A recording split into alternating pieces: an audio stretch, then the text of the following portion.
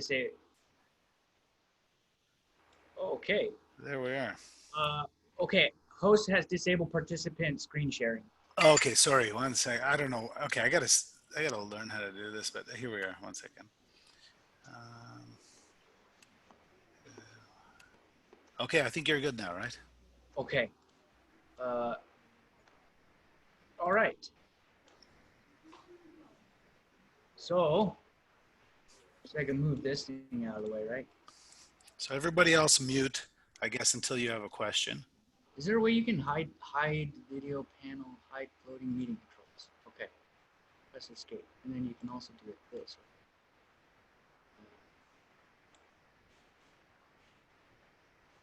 All right, whatever. I think, oh, let me see this.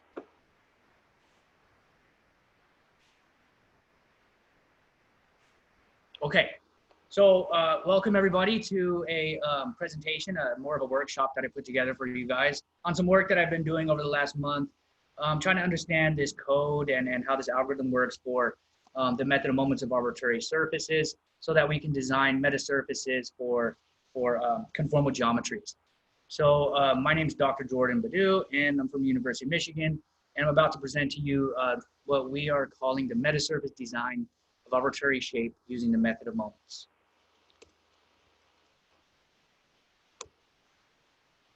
So here are some cool examples. I just wanted to start off with like one or two scattering examples just to get you excited about the code and motivated and what you can do with it. So on the upper left, we have the Michigan block M under plane wave illumination from the positive Z direction. So it's propagating in the negative Z direction. It's X polarized, and the block M is about 3 lambda wide at the frequency of operation. And these are the induced currents that you can calculate with the code that we're going to go over today. The far field pattern can also be calculated, the scattering pattern shown on the upper right. Also, I went ahead and did the UCLA, which is also the same distance. It's 3 lambda wide, and that's under plane wave illumination at the same excitation, and the far field pattern is shown on the lower left. So those are kind of cool examples, but a better set of examples are these examples that I also calculated with the code that I wrote that you guys will write today and be able to do these similar examples. So the one at the upper area here is a ship. It's a long ship. I made all these about normalized to 10 lambda long, but you can make them longer. And so just for the sake of example, this one is a 10 lambda long ship, and you can calculate the induced currents on the ship under plane wave illumination from a plane wave from above, the same as before. The one on the lower left is it's a satellite. So it has 2 parabolic reflector antennas and another smaller parabolic reflector antenna shown there in the center. And those are supposed to be the solar panels that extend off of the satellite body. That one is also illuminated with a plane wave. Then you have the sphere and the plate. So those are just some examples that I used, that I calculated with the code that I wrote that I'm giving you guys today. So here is the slide, which kind of shows the RWG method of moment.m code that I'm calling it. I sent you this presentation. I sent you all the source files. I sent you all the references that you'll need, and also like a paper or two on how to utilize this code for metasurface design. But if you double click in the presentation, any of the files that say double click here to open, that will open up the files that you need. There are 4 files. This is the main program, Reflector Design with RWG, and I have it as version 3. But if you double click this icon in the presentation, it will open the code for you. So before we begin, what we have to do is understand the basis function. So these are currents that are defined over a triangular domain. So the current distribution, or the current density rather, at every point or any point R on the surface is expanded in terms of a set of known basis functions with a complex coefficient. Now that known basis function is called Fn, and it's associated with the nth edge. So can you guys see my mouse? I hope you can. So it's associated with the nth edge. So this edge is where the current is being calculated. It's calculated on the entire surface here, but this is the edge associated with the basis function. So Fn, the nth basis function, refers to the nth edge. This is edge n here. And associated with every edge are 2 triangles that share that common edge. And those 2 triangles are labeled Tn minus and Tn plus. So the current has a direction, and it's a vector basis function, so it flows from Tn minus triangle to the Tn plus triangle. So therefore, the basis functions are defined piecewise. We have a definition when r, the position vector, is in the minus triangle, and another definition when r is in the plus triangle. And also it's defined as 0 otherwise. So if the position vector is within, so this r vector is within any given triangle, then you can calculate the current there by multiplying this row vector by a coefficient ln over 2an. So let's understand what this basis function is. The coefficient here is there to normalize the normal component of the current density that flows across this edge n. And we'll see that on the next slide. And you can also see it here. But so this is a linearly varying basis function, a linearly varying vector basis function. You can see it here in the figure on the lower right.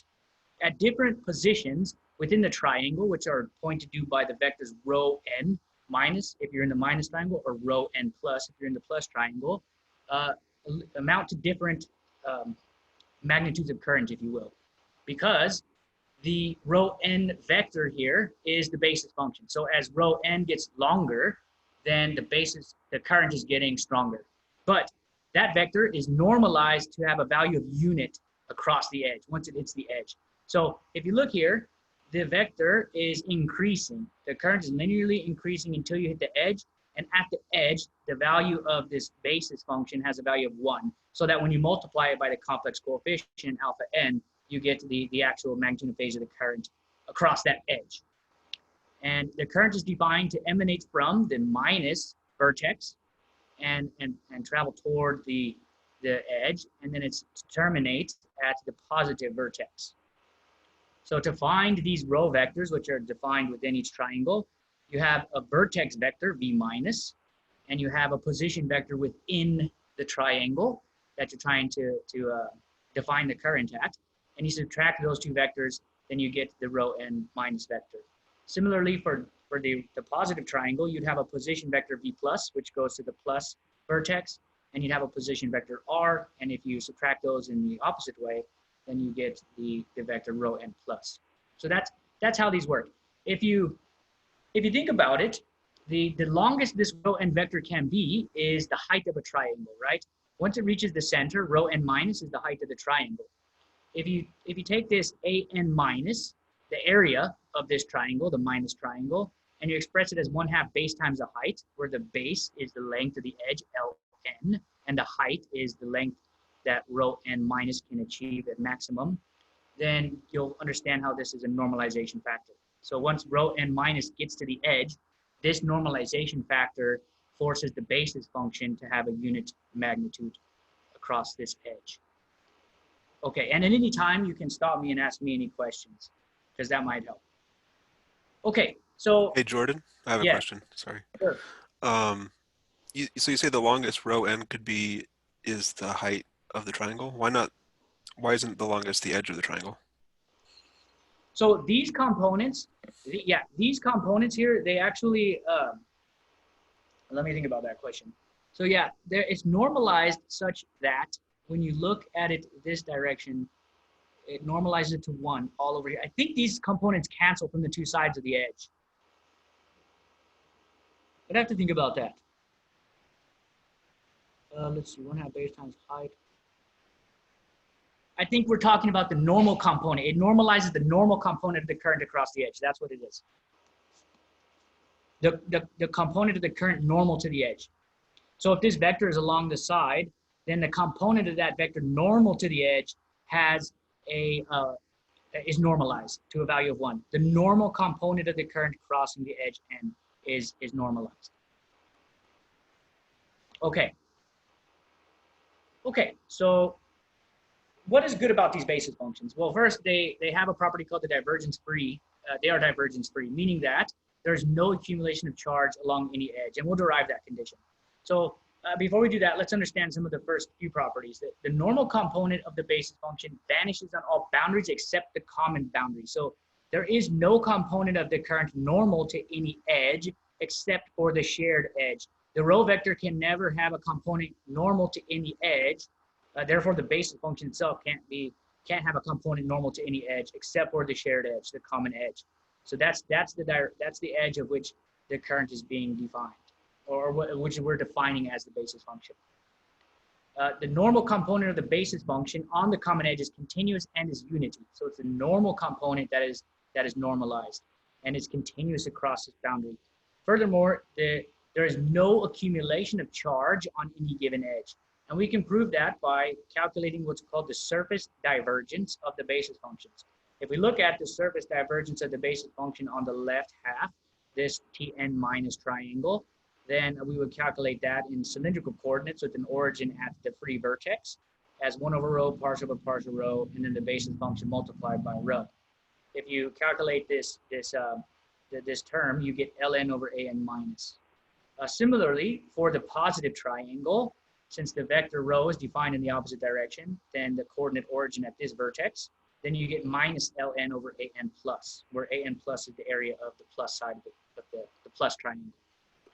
Now, by the charge continuity law, if you add these two terms together and multiply by the respective area to get the total charge, then you'll find out that there is no accumulation of charge along any given edge, which is a very important property of these basis functions. Okay, so the next part we're going to study, now that we understand the basis functions, is how to generate the triangular surface mesh. So here's some examples I created. There is a plate here, which you can mesh with the code I sent you. You can mesh all these with the code I sent you. The block M, and a sphere, and then there's an airplane here, which has a couple of engines, and this is a zoom in on the triangular mesh here in the engine region. So, okay, this is where it's going to get technical, and we're going to go through a lot of pretty technical stuff here. So here's the code. Every time I explain something, I explain it in terms of the code as well. So the first thing you have to do is generate the triangles. And you can do that pretty easily for a plate, which is the example we're going to follow. What you do is you define the X and Y mesh grid. So you give the plate a length, a width and a length, and then you define the number of points that you want in that direction. So we want 3 points, a width of 2 meters. So the width here is 2 meters in the X direction. We want 3 points, 1, 2, 3 points in the X, and same in the Y direction, 1, 2, 3 points in the Y. So then we define our XY linear vectors. We create a mesh grid, which is going to create XY coordinates for each of these 9 points marked in red text. We're going to unfold those vectors so that they become column vectors. And we're going to call a function called delineate. Delineate is a function which finds the common 3 points that share a triangle. So basically calculates the triangulation of a surface, of a set of coordinates. So you feed it XY coordinates, it gives you back what's called a triangle list or a connectivity list, and a vector which defines the points itself that was connected through triangular surface facets. So don't worry about this yet, we'll get to this, but there's a fourth row. Okay, so first off, the delineate function returns what this triangle matrix. It's a connectivity matrix, and I've defined it over here. So this is a T matrix, and the way this works is, first you have the points matrix. So let's understand this. We have 9 points. They are marked in red. 1, 2, 3, 4, 5, 6, 7, 8, 9. So the algorithm is fundamentally built upon this, the way that we define this mesh. So it's important that we understand this first. So these are the column, or the rows rather, are the X, Y, and the Z coordinates of the points, of the 9 points. So this matrix is a 3 by 9. And the first column is the X, Y, Z coordinates of point 1. So point 1 here is at X equals to -1, Y equals to -1, and Z equals to 0. Point 2 is at X equals to -1, Y equals to 0, and Z equals to 0, and so forth. So you define all these points, all right? Now, each of these points have a label depending on which column they are in the points matrix P. Now, when you go to the connectivity matrix, you have triangle numbers. The columns are now what triangle they are, marked in blue numbers. And if you're talking about triangle 1, then triangle 1 has vertices, vertex number 1, point number 1, vertex number 2, point number 2, and vertex number 4, point number 4. And if you look in this column here, you have 1, 2, 1, 4, and 2. So that's point 1, point 2, and point 3 that make up the vertices of triangle number 1. So the first matrix, the P matrix, is the points. It defines the coordinates of each of the points, of the vertices. Then you have the triangle matrix, or the connectivity matrix T, And the column defines a grouping of points. So you have point 1, point 2, and point 3. Each of these points defines a triangle number 1. Triangle number 2, which is this triangle, has vertices point 2, point 4, and point 5. So point 2, 4, and 5. And if you go in, if you wanted to find the coordinates, so say you're looking at triangle number 2, and you want to find the XYZ coordinates of one of its vertices, then you look up this column number 2 of the triangle, and you look up row, let's say row 1, point 4. And then you go over here to this matrix, and you look in column 4, you get the coordinates of that. So if anyone doesn't understand this, then take a minute to look at it and ask me a question now, because this is important for what follows. Okay, so this command here, so okay, we take this triangle matrix and quick question: is there any organization as far as like which in your T matrix, the sharing of points between triangles? Like, is it just kind of randomly situated where, like, say 1 and 2 share points or share vertices at 2 and 4? Like, is that just random the way it organizes that? I don't know if that matters, but I was just wondering. No, you're right. It does not. It doesn't seem to have any correlation to the numbering of points, right? 1, 2, 3, 4, 5, 6. Then you go 1, 2, 3, 5, right? That kind of doesn't make sense. The Delaunay function returns. I haven't looked deeply into this Delaunay algorithm, but I think it starts at one point and it makes like a giant circle, and then it shrinks the radius of that circle until it intercepts the 2 points. It does something like that. Okay. But I don't think that there's any. It's arbitrary. It's not arbitrary, but it doesn't matter for us how these are numbered. As long as we know what 3 vertices go with what triangle and how to find the coordinates of those 3 vertices. Okay. Hey, Jordan. Yeah. What's the deal with the 4th column? Okay. Or 4th row? The 4th row, we'll get to the 4th row, but this is called the part number. So when you go to mesh parts, let's say that there is a plate here and you want to couple it to some kind of other plate over here, then all of these triangles will be associated with plate number 1. So this is called the part number. So these will all have a number 1. All the vertices or the triangles over here will be associated with part number 2. So this will have a 2 in it. I'll show you that later. So like multiple surfaces in a metasurface or something like that. Exactly. So this is something that you're patching on to the Delaunay triangulation for later purpose. Okay. Yes. It's so you can, when you try to iterate through the edges or iterate through the triangles, you know which surface the triangle belongs to. Because if you try to couple 2 different parts, you need a way to tell that this triangle is with this part, this triangle goes to that part, because you're going to loop through all the triangles in the end. Okay. Okay, so then you have the points matrix. You just put the x, y that you fed to Delaunay and the zeros here, and then the triangle matrix, you transpose and you add this last row. You can do a tri-mesh, which is a way to plot this triangle. This plot came from the tri-mesh command. Okay, so that's step 1, generate the triangles. Step 2, we have to go find all the internal edges. So remember, if I go back, these basis functions are defined for edges shared by 2 triangles, right? So it only works for internal edges. There is no basis defined for edges which are external. There's no basis function here. You have to have 2 triangles, and there has to be a common edge. So if you want to calculate, let's say you wanted to calculate the current, which was, I mean, this mesh is kind of a good one because it has this diagonal. But if you wanted to calculate like fine featured current in the x direction, then you would have to have a bunch of edges in that direction, right? Because you're only going to calculate the vector current, rather. It has x and y components that cross this edge, but only where there's an edge like this. So we're going to get some current across this edge, some current across this vertical edge, and some current across that edge. So you have to think about that when you want to, you don't discretize like lambda by 10 between points 1 and 4.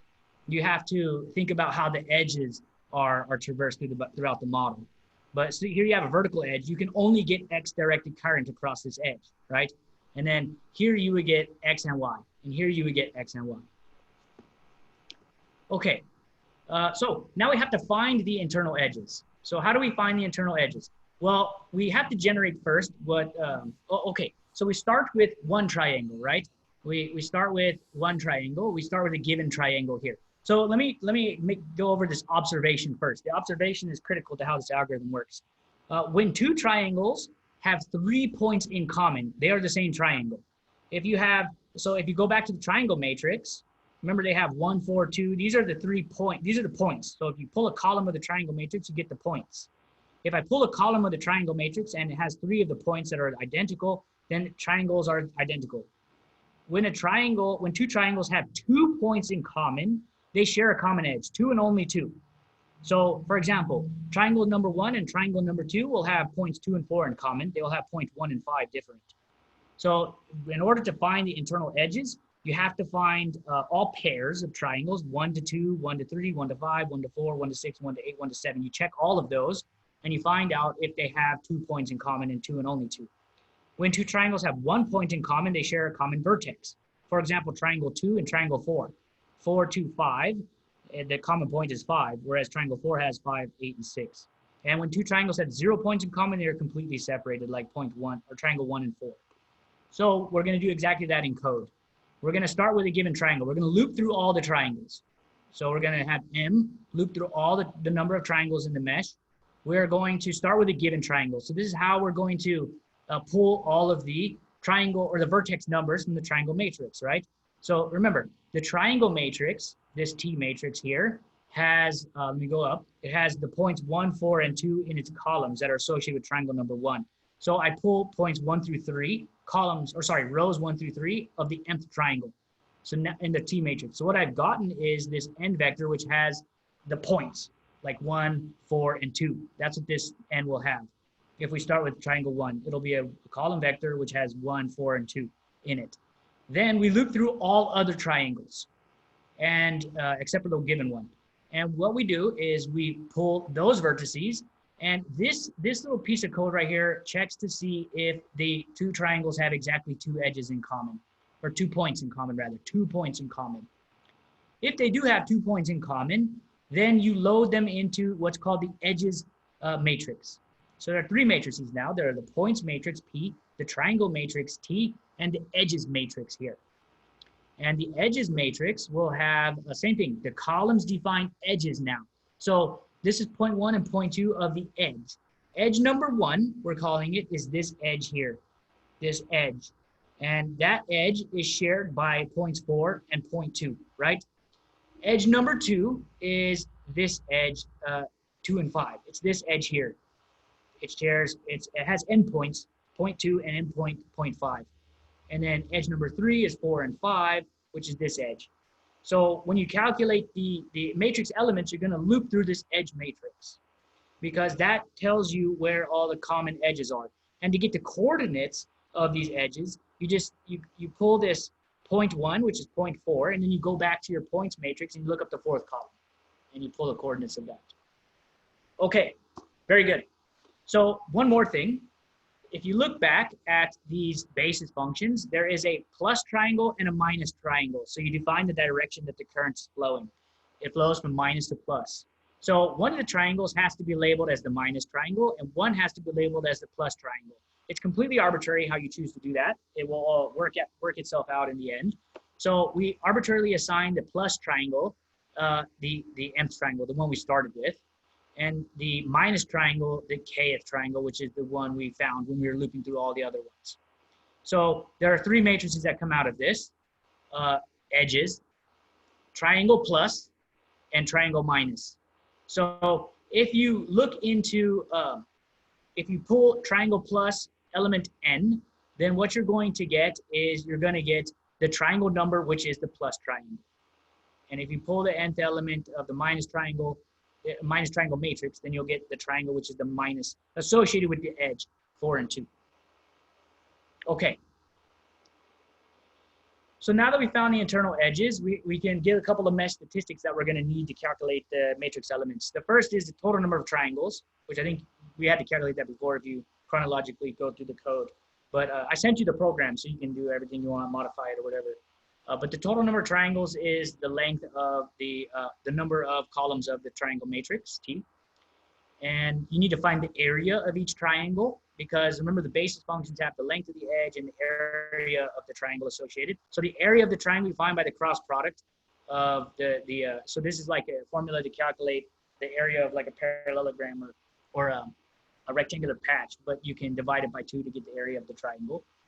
And then there, you need to find the center of each triangle, which is 1/3 the sum of the vertices. So these are the center of the triangles. Then you need to find the total number of edges, because you're going to need to loop over this total number later. And you want to find the length of each edge. So you basically go and pick out the coordinates of, you basically do it's a distance formula, right? The square root of x1 minus x2 squared minus plus x2 minus y2 minus y1 squared plus z2 minus z1 squared, and so forth. So you go to the points matrix and you look into the edges matrix and you pull out the mth edge, the first point, and the mth edge, the second point, and then you subtract those two and you take the norm of that. Then you need to find the mean edge length. Why do we need this? Because you have to have a switch to switch between self terms and like far terms. When you have self terms and the triangles are very close together, then you have to use different formulations because the matrix elements are singular. So this is a way to determine when a triangle is close to another. If the triangle is some factor multiplied by the mean edge length, then you're considered in the near distance, which we'll use. Okay, now we just need these position vectors, the row vectors, right? We need these for each triangle. And the way we're going to do that is we are going to, so we're almost done with the mesh stuff. The mesh stuff's kind of like a lot of bookkeeping, but once you have that, the rest of it's pretty simple. It's mathematics, so it's a little bit different than this, but we need to follow this. So we loop through all the edges, and we want to calculate the plus triangle, or the row n plus, rather, over here, row n plus. So the way we do that is we loop through all the edges, and we pull a mth plus triangle. So the mth edge, then we find the plus triangle associated with the mth edge, because remember every edge is a plus and a minus triangle. So we pull out the plus triangle, and then we get its vertices, right? So we go to find out which, the vertex number 1, number 2, and number 3. Remember that the T matrix has the vertex numbers, these red numbers, 1, 4, and 2. You'll pull those 3. And then the observation here is the free vertex will be the vertex which is not part of the edge. So what this code here does is it looks for which edge is not in common. So it basically goes through each edge and it finds out which edge is not in common with the actual edges. So N1 is part of the edge and N2 is part of the edge. Then that means they're not part of the edges. Then that means the free vertex is N1. Okay, then you have to find the V plus. So we need the V plus. This is V minus here, but the position vector which goes to this free vertex on the plus side is called V plus. So we get the coordinates of V plus. Rho plus is something that you'll use later on, which is a vector which points from the free vertex to the center of the triangle.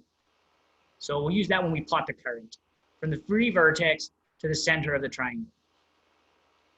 And then over here, we will have the same thing. We loop through the minus triangles. It's the exact same thing. Okay. All right, so that's all we need in the mesh. We need the position vectors here, the rows. We need the vertices. So let me recap really quick. So you need the P matrix, the points, the T matrix, the triangle definitions, the edges matrix, which has the points of each edge, the shared endpoints of the edge. You need a triangle plus, a triangle minus to identify which is plus, which is minus. And then you need the row vectors, which are V plus and rho plus. Okay. There's a trick you can do if you want to make a more complicated model. You can model it in CST. If you go into CST and you make some model, let's say it's a parabolic dish and a horn, and you want to use your method of moments to calculate that. Well, you can use the CST to make the mesh and then import it into MATLAB, which is kind of a shortcut because we don't have a CAD modeling front end. You can write a pretty crazy mesher if you want, or you can just draw it in some program and then export it and calculate using that mesh in method of moments.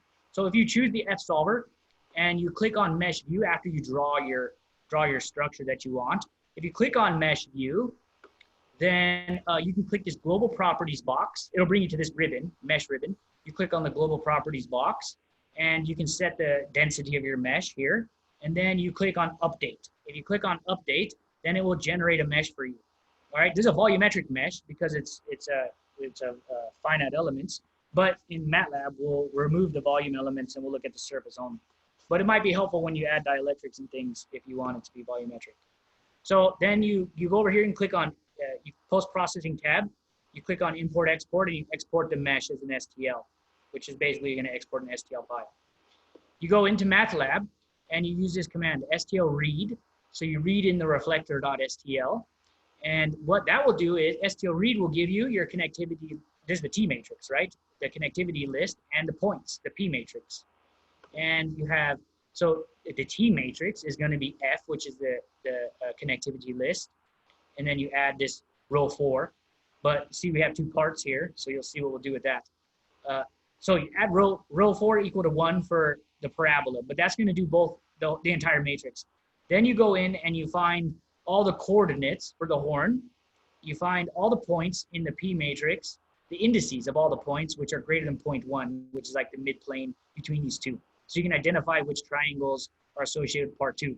Then you go in and you use those indices to set the 4th row of the T matrix to equal to 2. So you can see down here, part 2, which is green, has, for example, this is not the right T matrix for this whole thing, but part 2 would have this row as 2, and part 1 would be these 4 purple numbers. So then you can switch between which triangles belong. So triangle number 5 belongs to part 2, and it has vertices 3, 5, and 6. And this kind of explains why. Jordan? Go ahead. So, wait, is this a volumetric mesh or is this a surface mesh already? Okay. When you read the STL, this is going to give you this one. When you read the STL, when you export the mesh, I think this gives you a surface mesh. So yeah, that's correct. It gives you a surface mesh when you read the STL, because the STL is like a description of the surface. Okay, so CST out gives you the surface mesh.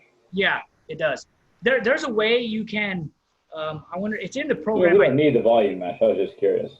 If it is a volume mesh, you can convert it to a surface mesh with a MATLAB command. But it's in the code I sent you. But here, you don't have to do that. This is the correct code for this. So Jordan, the volume mesh would come in handy when you're doing the dielectric layers between the surfaces, metasurfaces, or whatever, right? Exactly. All these concepts are directly extrapolatable to dielectrics and polarization currents. You just have tetrahedron instead of triangles. Yeah. And it's not that much. Once you understand all this, it's a direct extrapolation.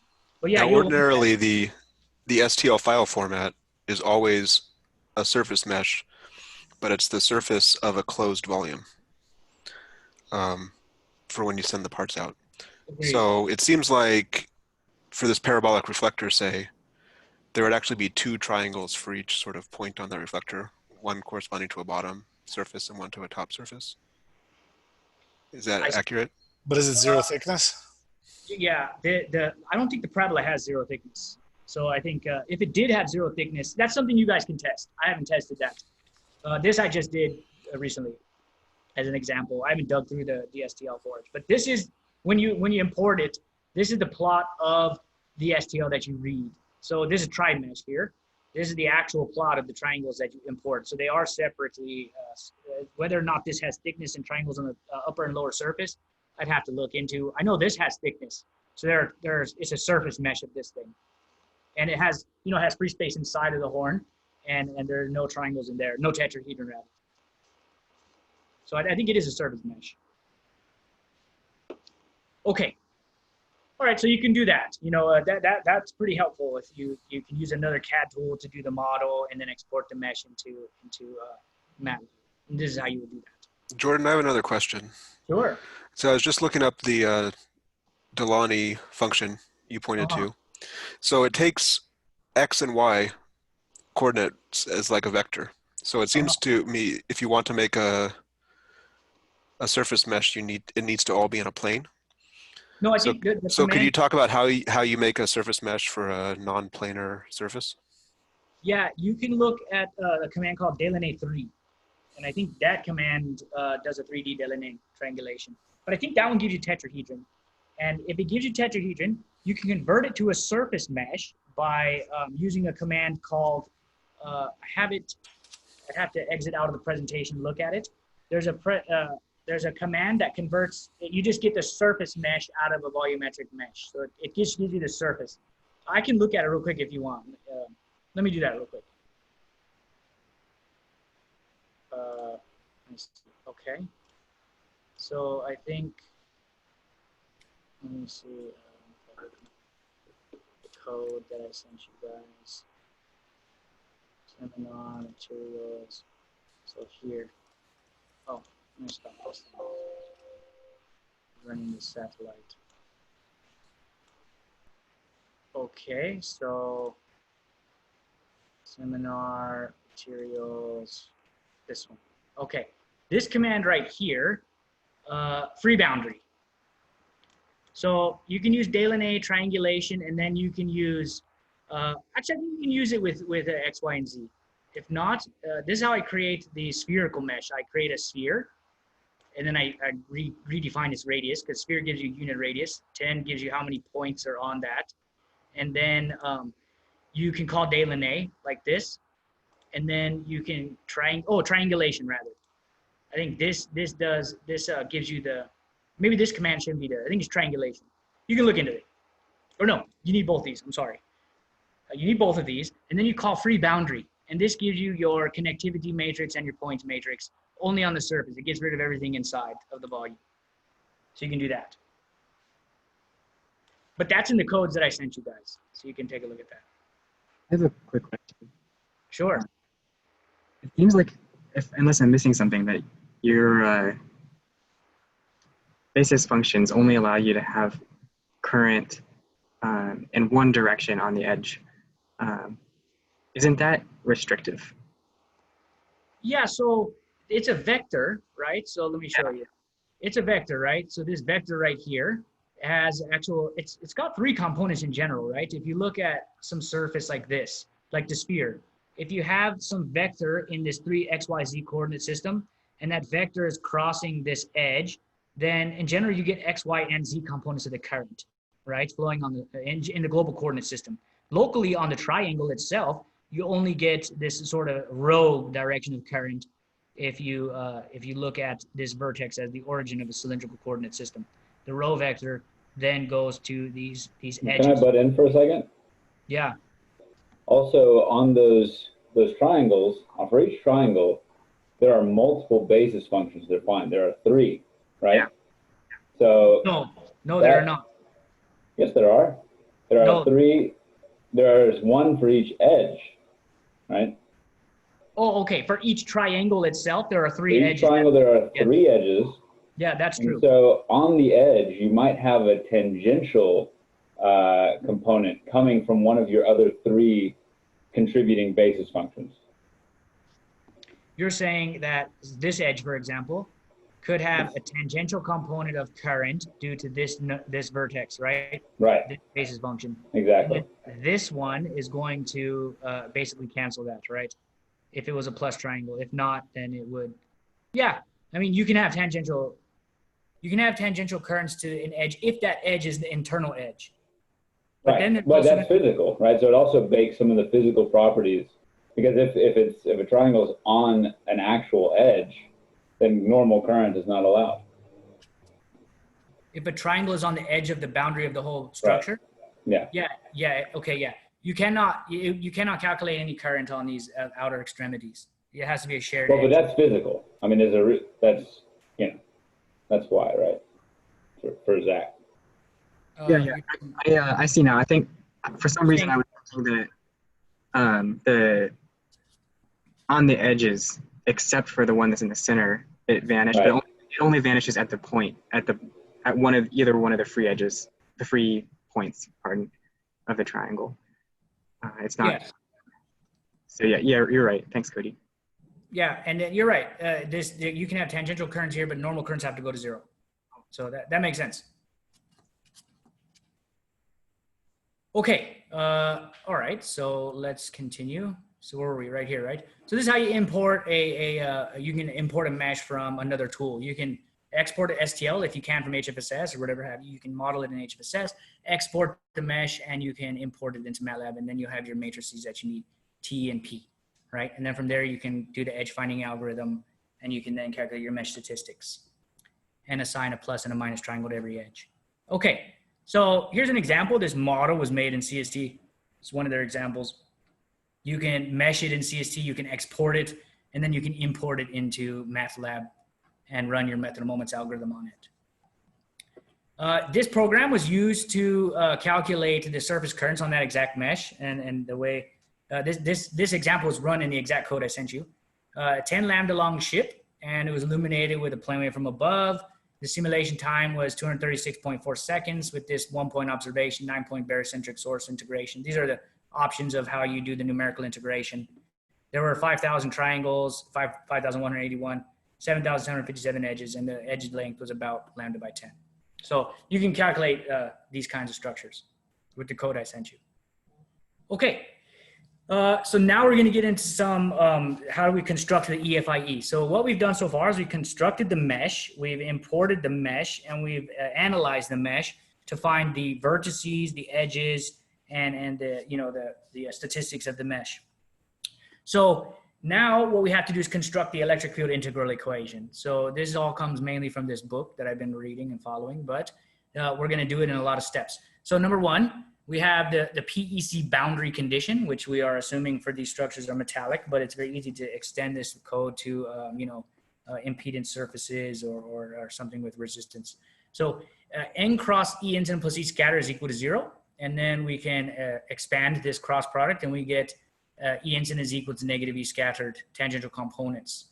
We expand the current density in terms of our basis function. So this is an integral equation with the unknown under the integrand sign. We expand the unknown in terms of a known set of basis functions. Then we have the dyadic free space Green's function. We substitute these two results into this result here. And we have this result, the incident field, or N cross this incident field rather, is equal to N cross this. So there's a mistake here. Is J omega mu, and you integrate this free space Green's function, dyadic Green's function into the current, and then you have this portion, which is like the scalar Green's function. Okay, that's step 4. So now we're going to go through a little bit of mathematics, but it's worth it at the end because you get a very elegant form for the expression. I give you a peek at it down here, but first, so we have up here, we have this is expanded in terms of N equations. We have our N unknowns in one equation, right? So we have to generate N equations. And the way we do that is we do Galerkin-based testing. So we multiply through, take the functional inner product of the same basis functions that we're using to expand the current, which is the Galerkin method. And we do that to both sides. And then we rewrite this integral as the following. We basically expand this term right here. And we have the following. We have E incident, or the inner product of the testing function with the incident is equal to the expansion of the current. We have the integration over the testing function. We have the dot product with the integration over the basis function, e to the minus j k r over 4 pi r, integrate over prime and unprime coordinates, the observation and the source, plus from here. So that was the I dyadic part, the identity. Then we have plus 1 over k squared. We have the gradient of the divergence. So we took the functional inner product first with the testing function, which is here. And then we have this. So we took this term and into this right over here. So that just appears here. So we're going to work on this double del here, basically. There's a lot of steps involved, but this is equation star. So we got to remember this because these terms are okay. We're going to work on this term only, the one I've underlined in red. And we have to work on this equation and reformulate it to this kind of formula here. So all the steps that we're going to do is going to recast this term into this form. And that's what we're going to do. So how do we do that? Well, this is what we're trying to get to from here to here. The way we do that is this. We simplify the last term. So here's the last term again. We had the integration of Fm dotted with the double del operating on the inner product of this. By the vector identity of the divergence of the product of two functions is the product rule of these two functions, right? You get the gradient times the gradient dotted with the function plus the function times the divergence rather. If you use this identity, then you can change this divergence. So the gradient's still there, the outer gradient is still there, the Fm is still there. This divergence of this integral has now become the gradient of e to the minus j k r over 4 pi r dotted with the current expansion. And the reason is the divergence of the current is 0. So this term goes away. So now, Green's functions are, of course, symmetric. So if they are symmetric, then you can interchange the prime and the unprimed with a negation here. So what we do is we then write the gradient here as the gradient of the Green's function as negative the gradient prime. So now up or down the prime coordinates of the Green's function again. So we do that gradient prime with the minus sign now and dotted with the same basis function. Okay, step 10. So by the same vector identity we had before, inside this integral, so let me go back. Inside this integral, we have a gradient of some function dotted with another vector, right? So the negative of the gradient of some function dotted with a vector can be written as negative the divergence of the product plus the function divergence. This is the product rule again. We just reordered it. So now we go back in and we have the integration of fm, which was outside dot product. Inside the parentheses, we had the gradient still floating out front, and then we had everything inside. Now we're going to rewrite that one term inside as two terms. The first term is the negative of the divergence of the Green's function dotted with, or it's this term first. And then we have this term goes over here. So we have the divergence of the Green's function multiplied by the current. This term over here is the Green's function times the divergence of the basis function. But it's operating on the prime coordinates now. So apply the divergence theorem on the second term. So this, if you apply the divergence theorem to this term here, then what you're going to do is convert this volume integral in general into a flux integral through the surface. And what you have is this term came down, this term came down, and now you have the divergence theorem on this term. So now, since J is completely enclosed in the volume, we can make the volume of this, we can make the volume very large so that this term goes to 0. So the current density is completely within the volume V. And so it is in 0 on S if the surface gets very large. So the second term goes to 0, and we have only this, the integral of Fm dotted with the gradient of the integration of the Green's function onto the divergence prime of the current density. Okay, almost there. So now we have this vector identity, the product, the function dotted with the gradient of some function, some scalar here, is equal to this. This is also similar to product rule, right? So if you use this vector identity, then you can convert the previous result into this one. So before we had the divergence of some function, and we had e to the minus jk over here with the gradient. So we have some function dotted with the gradient of some function here, right? So the gradient of S, right? We have this function dotted with the gradient of some integration inside. We're calling this whole thing in here S. And we can rewrite it like this. So this term here, which is the only thing that remained, is now Fm, basically dotted with the gradient of this large function, can be written as the divergence of Fm into this whole thing that we had inside, right?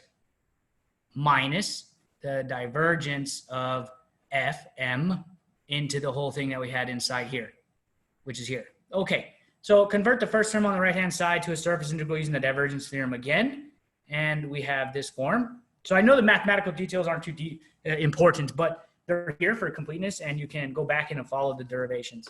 So by converting this to using the divergence theorem, you have n hat here, and we can do the same trick. Make sure the surface is large enough so that Fm goes to 0, the first term vanishes.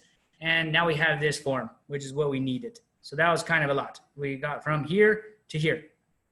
Okay, now we take this result and we put it back into that EFIE, which had star on it. So we had the functional inner product of the testing function dotted with the incident field, J omega mu, the expansion of the current. We had this first term from before that came from the I dyadic in the unit dyadic in the Green's function. We have minus 1 over k squared. But the second term now becomes this new result. Why is that useful? Because the divergence of the basis functions, we know them, right? The divergence function of the testing and the divergence of the basis. We know those. So now the final version of the electric field integral equation after you do some rearranging is here. And this is the one we're going to use to program our matrix elements. Okay. In this slide, I have the entire EFIE here, and I tell you which part of it goes to what part of your matrix. You have the voltage vector is obviously the left-hand side. The current density is the expansion coefficients. And the impedance matrix you calculate with everything in this bracket here. But the one thing we have to remember, which I'll show you, is these are associated with two triangles each. and we'll get to that. So for example, this is your edge number n, right? This is ZMN. So you have the nth testing edge and the nth basis edge. So on edge n here, you have two triangles. You have the Tn minus and the Tn plus. So these two triangles are associated with edge n. And then you have the mth edge, edge m, associated with your testing. You have Tm minus and Tm plus. So the integrations that you do over this basis function, the nth basis function, involves integration over two triangles, Tn plus and Tn minus. The integrations over the function Fm, the mth basis function, or the mth testing function rather, you have integration over Tn plus and Tn minus. So the first time you see this, you probably just have to like look at it and hear a little bit of vocabulary, and then go back in and look at it in detail to follow it if it's seeming a little difficult. So the major important observation here is each element of the impedance matrix, every ZMN, involves 4 terms. So there are 4 total terms where each term is an integration of a triangular domain. Remember, in Galerkin, every part of the source is coupled to or reacted with every part of the observation. So you have 4 terms here, which I'll show you in the next slide.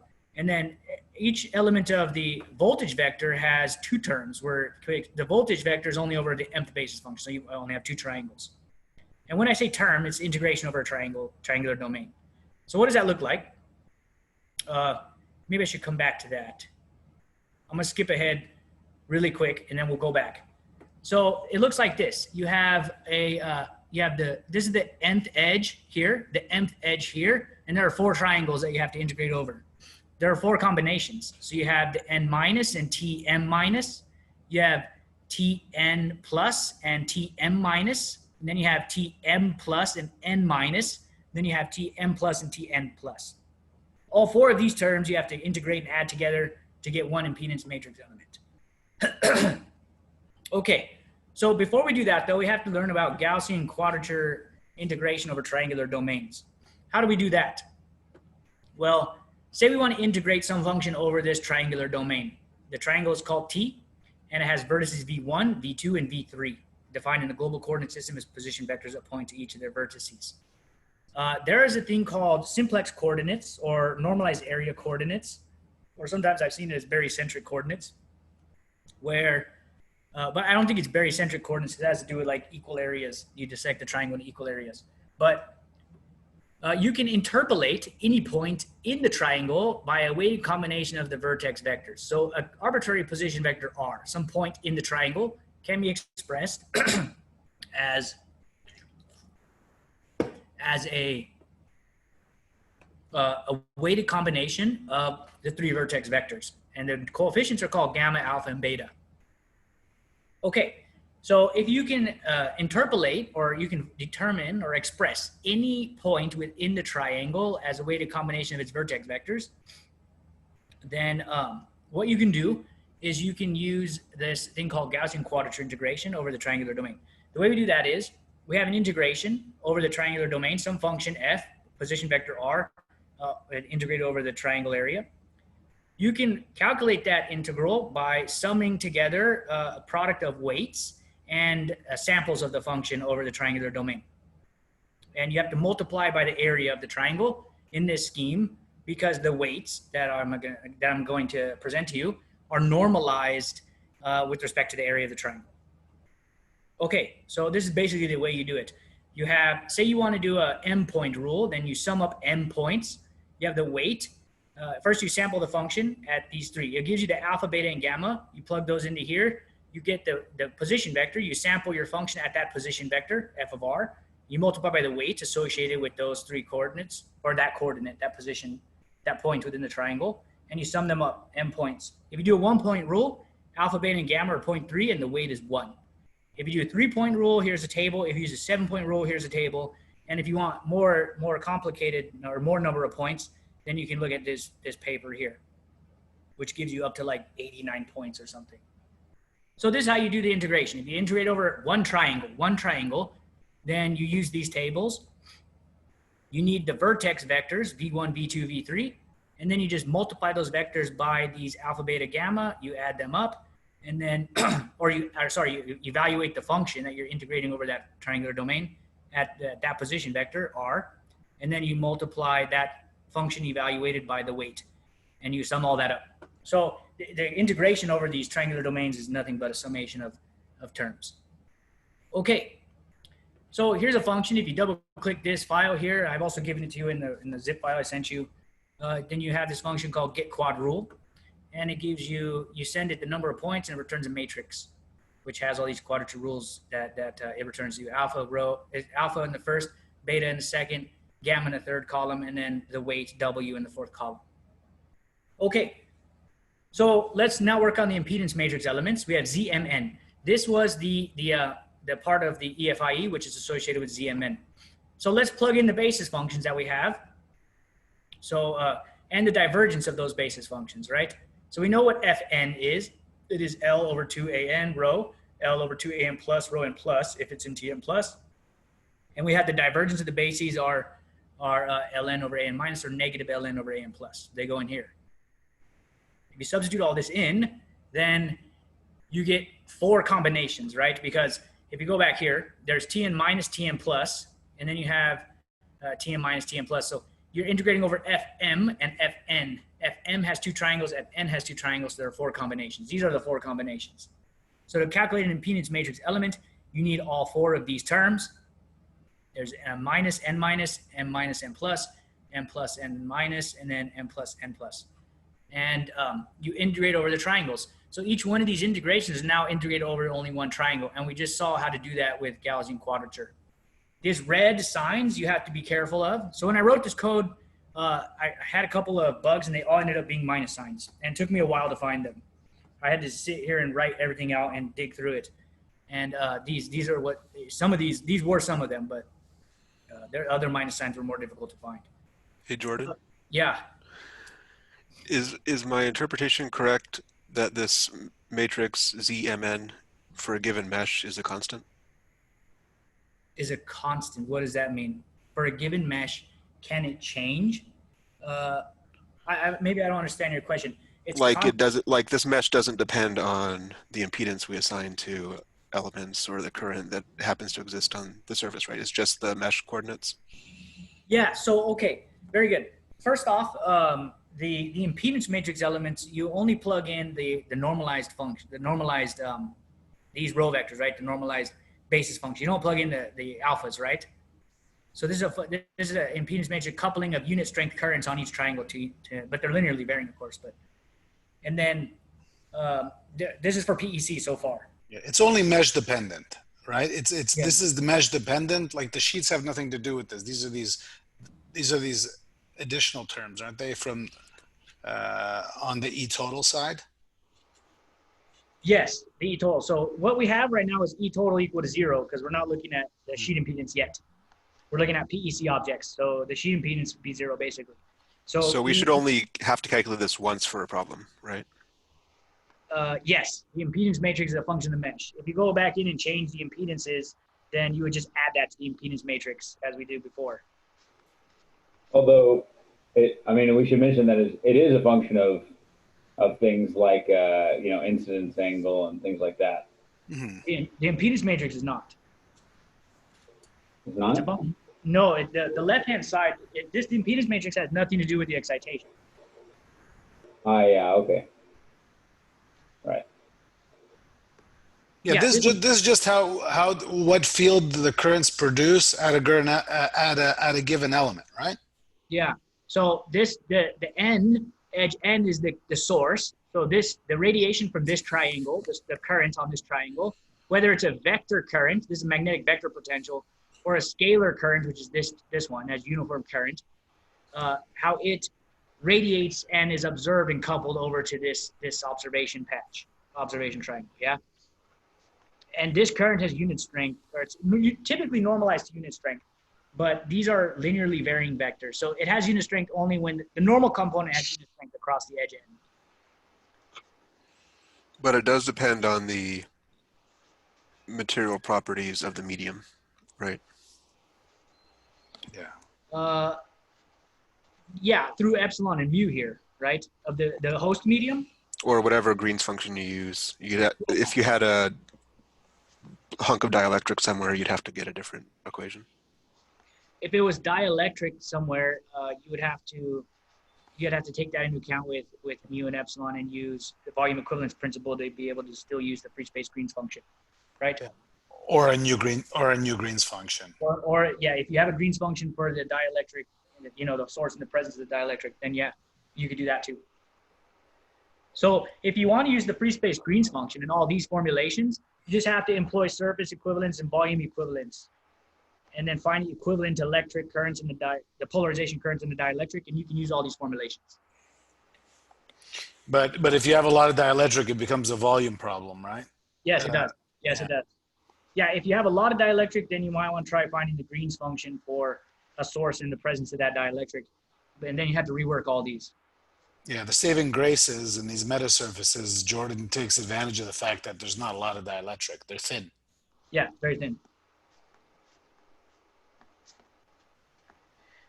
Okay. All right. So yes, to get this end-to-end, the one impedance matrix element, you have to do these 4 terms, and these 4 terms involve integration over 2 triangles, and therefore you have to do Gaussian quadrature on both of these triangles, and you know, over the m and Tmn minus, and then a separate Gaussian quadrature over Tn minus, and then you have to get that one term, and you have to add all these up. Okay.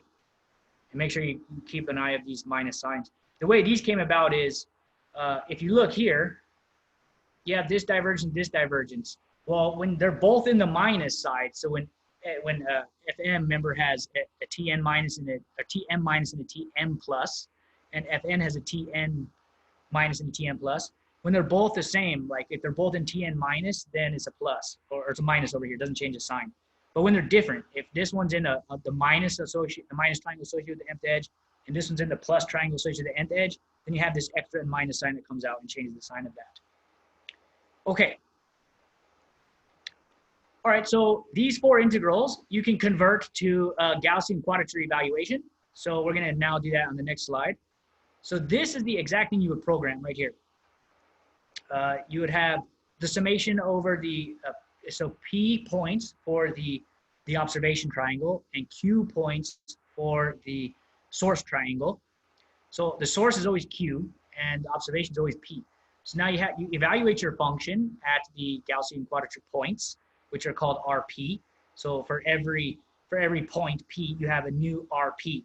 And remember, if you have a point P, like let's say the first point in the Gaussian quadrature, then if we go back, then the first point in the Gaussian quadrature gives you the alpha, beta, gamma. For the first P equals to 1 here, let's say, we get 0.33, 0.33, 0.33. We plug those in here, we get R sub P, which is R1, right? And then we have the weight for that as well. So we have, for every one of those points in the table, for the m point rule, we evaluate our function at those points. We evaluate the, and also we evaluate the source point at its own quadrature rule. It could be m, it could be different. And then we multiply by the weights. And remember, the weights were normalized by the triangle area. So on the left side, we lost the areas. If you look here, we had the areas when the integrals were here because the basis functions had areas associated with them. And so did the divergences.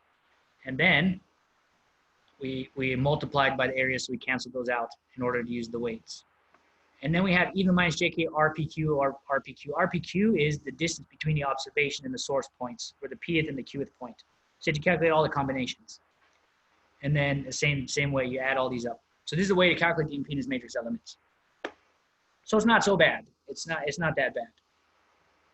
So here's the code that I gave you to do that. First thing is we get the quadrature rule that we want to use for source and observation. In general, they may be different. You might want to use a 1 point for observations, like point matching, and you might want to use like a 7-point rule for the source integrations. So you can get these quadrature rule S and quadrature rule O. These are those functions that I showed you before that returns the matrix. You loop over all your testing functions. So M is, remember, ZMN. M is the testing edge. You get the vertices associated with the M. So you have an mth edge, right? Here's edge M, right here. That mth edge has 2 triangles, the M minus and the M plus. We want all the vertices, the 3 vertices of the minus triangle and the 3 vertices of the plus triangle. So this is how you do that. You get the plus triangle, you go into triangle plus, the mth edge. Remember, triangle plus matrix and triangle minus matrix, you feed it an edge and it gives you which triangle number is the plus triangle, and which triangle number is the minus triangle, which is associated with those edges, with that edge. And then you find the vertices. So we call this V1, V2, V3, and we're calling out the associated with the nth edge, and the P means plus, the plus triangle. Then V1, V2, V3 for the nth edge and the minus of the minus triangle. Then we got to calculate the RP vectors. Okay, so once we have the three vertices, so for this triangle, for example, we have the three vertexes. Now we can go in and find all of the quadrature points. Remember, they are interpolations of these vertices. So, for example, here I have points 1, 2, and 3. The superscript minus, it says that these are point 1 associated with the minus triangle, point 2 with the minus triangle, point 3 with the minus triangle. These are the quadrature points. So the way to find this quadrature, so for example, point 2 minus is pointed to by position vector RP2 minus. The way we got that was multiplying the three vertex vectors by alpha, beta, and gamma associated with the second row of our quadrature rule. So we get these three from the quadrature rule, which are interpolations of the vertices with alpha, beta, and gamma. So once we have RP2, we have all the RPs, these vectors. We can calculate the row vectors. These are what you use in the matrix elements, right? We need to evaluate our function. So as part of the Gaussian quadrature, we go back. As part of the Gaussian quadrature, evaluate your function at the quadrature points. And by evaluating our function, the function that we're integrating over the triangle is nothing but the row vector, right? The function that we're integrating is the row vector multiplied by the Green's function. So we have to evaluate this row vector at the quadrature points. So we have the quadrature point. We know the three vertices. Then we find the 3 points in the triangle, the position vector to those 3 points, the quadrature points by alpha, beta, gamma times the 3 vertices. We have those. Then we know the vertex, the free vertex vector. We subtract that from each of our quadrature points. We get the row vectors, these red labeled ones. So these red labeled ones are nothing but us evaluating our function that we're trying to integrate over a triangular domain at the quadrature points. So these 3 points. Same thing on the plus side. The way we do that is this piece of code. So you find, so R is the position vector, RP, these RPs, and M means minus, is, so there's some shorthand way to do it. You can dissect the code. There's a more brute force way, but I basically do like an outer product in order to calculate, with a repeated matrix, to calculate the multiply by the quadrature rule, alpha, beta, gamma here. 1 through 3 is alpha, beta, gamma, right?